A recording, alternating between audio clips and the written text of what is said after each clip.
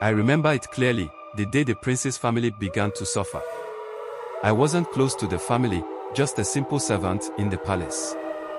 But even from my place, I felt the fear that crept through every hall. I didn't know then what had caused them, only that each family member had begun to fall ill one by one, and it was like no illness we had seen before. They would scream at night, as if something slithered through their minds, twisting and choking them in terror. No one knew what could cause such pain, but there was one rumor. They said the prince had wronged a woman, one with powers.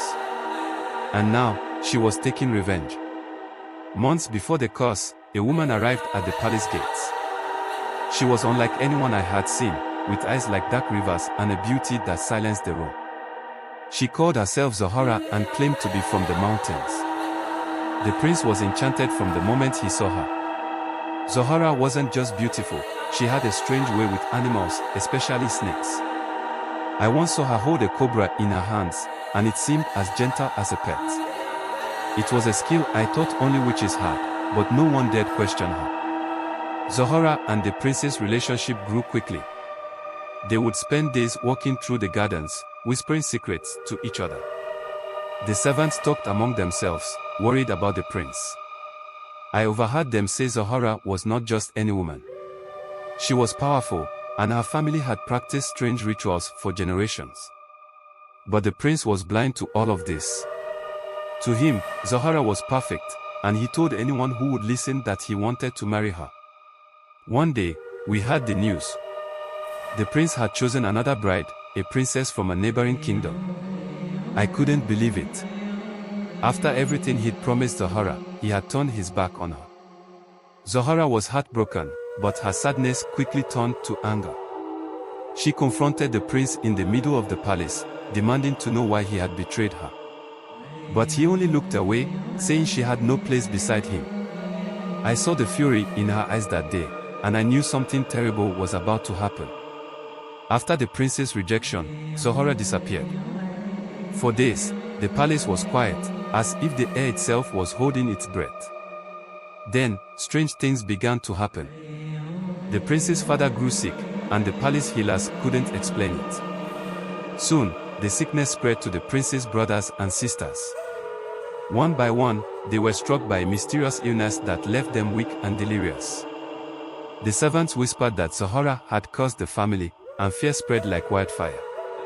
We knew we were watching the beginning of something dark and deadly. Some nights, I would hear the prince's family members crying out in their sleep, calling Zahara's name. They would wake, sweating and shaking, speaking of serpents crawling over them in their dreams. I tried to tell myself it was just nightmares, but the look of terror in their eyes was too real. One night, the prince's younger sister described seeing Zahara's face in her dream.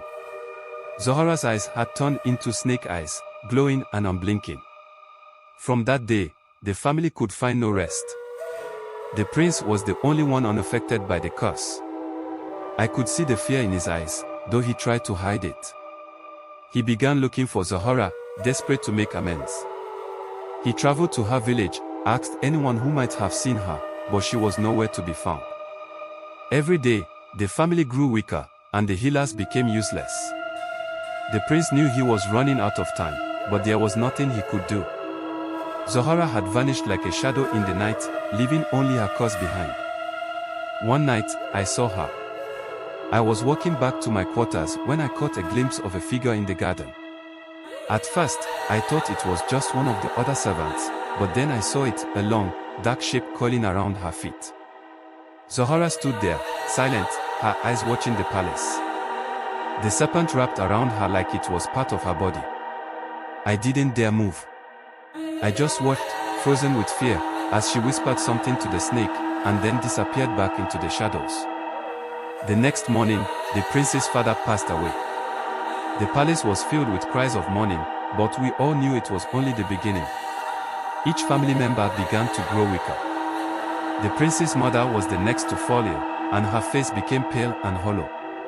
Rumors spread faster than fire, and everyone was convinced that Zahara's curse was responsible.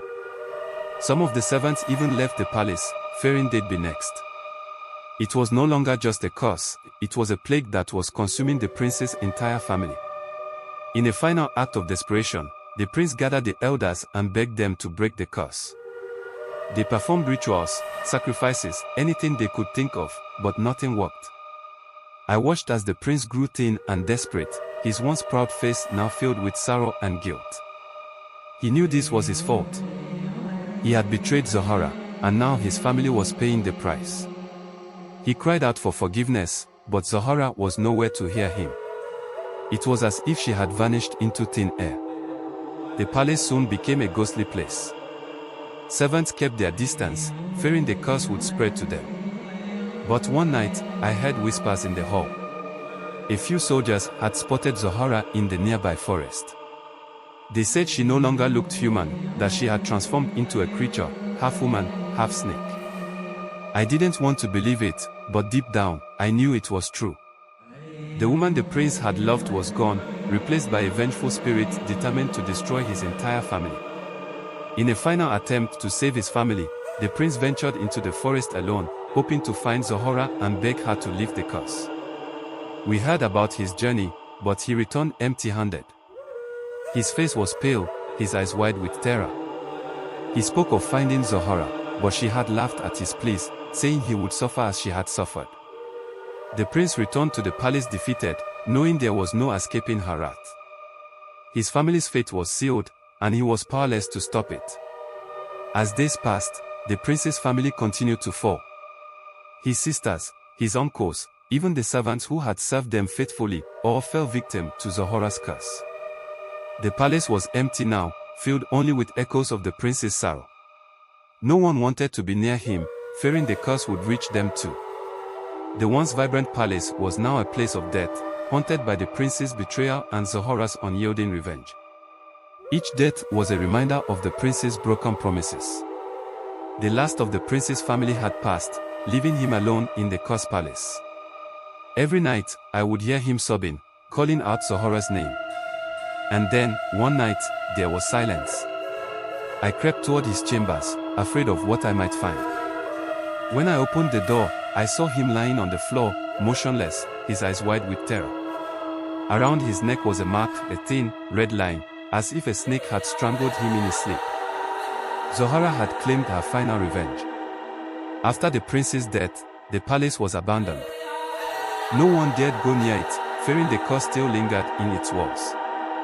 The story of Zohara and the prince spread far and wide, a warning of the price of betrayal. Some say they can still see Zohara in the forest, wandering with her serpents, guarding the ruins of the palace.